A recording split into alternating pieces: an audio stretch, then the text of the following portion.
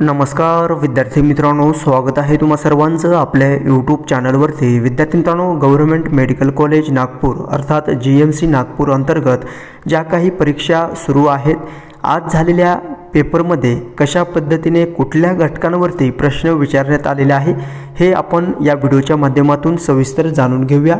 So video शेवटपर्यंत पहा without skip करता, जेणेकरून तुम्हाला ज्या विद्यार्थ्यांची एग्जाम बाकी आहे अशा उमेदवारांना याचा फायदा होईल। ठीक आहे, सो पहा, GMC नागपूर अंतर्गत आज दिनांक 26 ऑगस्ट 2024 रोजी झालेल्या पहिल्या पेपरमध्ये कोणत्या घटकावरती प्रश्न आलेले आहेत पहा।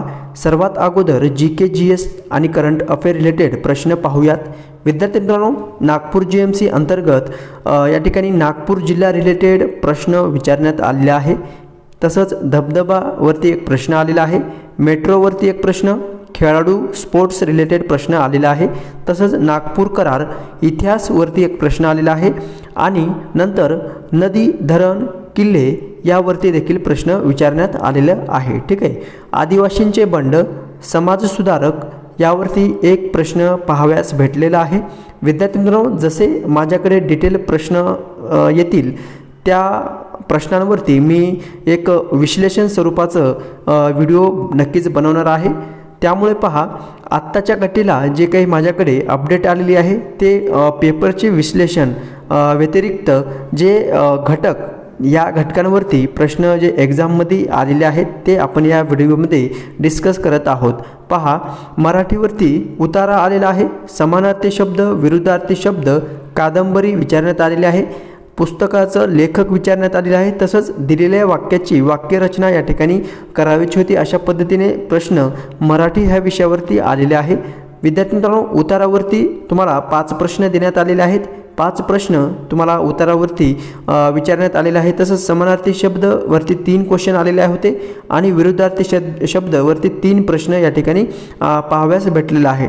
ओके, सो कादंबरीवरती प्रश्न आलेला आहे, त्यामुळे अभ्यास करताना तुम्हाला हे घटक जे मी सांगत आहे त्या घटकानुसार अभ्यास करायला हरकत नाही। ठीक आहे, नेक्स्ट इंग्लिशवरती जर आपण विचार केला विद्यार्थी मित्रांनो, इंग्लिशचा पॅटर्न जर आपण पाहिला, पॅसेजवरती प्रश्न आहेत 5 प्रश्न, स्पेलिंग एररवरती प्रश्न आहेत, तसंच सेंटन्स एरर डिटेक्शन म्हणजे काय, दिलेले वाक्य असतं आणि त्या वाक्यातील एरर काय आहे ते आपल्याला ओळखायचं असतं। ठीक आहे, नंतर पॅराजंबलवरती सुद्धा या ठिकाणी प्रश्न विचारण्यात आलेला आहे।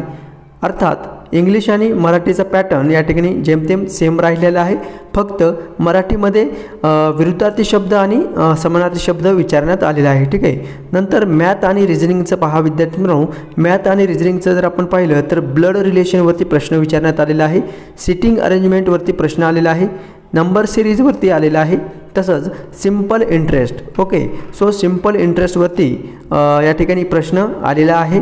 ओके, सो अशा पद्धतीने मराठी मॅथ आणि रिझनिंगचा पॅटर्न या ठिकाणी राहिलेला आहे। ठीक आहे, सो विद्यार्थी मित्रांनो, अशा प्रकारचा आजचा GMC नागपूर भरती परीक्षेचा पॅटर्न राहिलेला आहे। अशा पद्धतीने तुम्हाला या घटकांवरती प्रश्न येत आहे, त्यामुळे अभ्यास करताना हे घटक व्यवस्थितरित्या हाताळायचं आहे। ठीक आहे, सो जसे माझ्याकडे क्वेश्चन येतील त्या क्वेश्चनवरती मी डिटेल स्वरूपाचं एक व्हिडिओ बनवणार आहे। त्यामुळे जर तुम्ही नवीन चॅनल पाहत असाल तर चॅनलला सबस्क्राईब जरूर करायचं आहे आणि माहिती समजलेली असेल तर लाईक जरूर करायचं आहे।